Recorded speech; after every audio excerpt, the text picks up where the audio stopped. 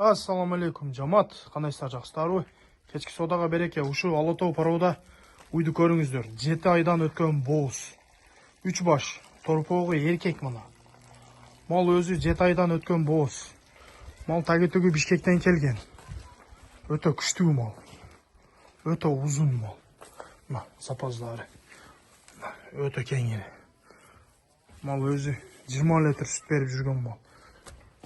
Өте жоғыш. Мал биттеген, дәрілеп қойдық. Бала тиіп тұрады. 7 айлық. Малда грамм айып жоқ. Соскалары полный іштейді. Запаздары өте кеңірі. Сүткен алдар. Енші бап өте зор мал.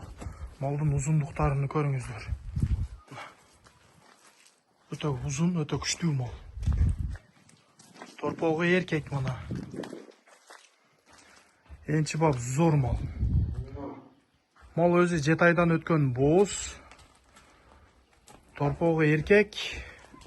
3 башта. Мал сүттен шыққан. Көріңіздер еншіге.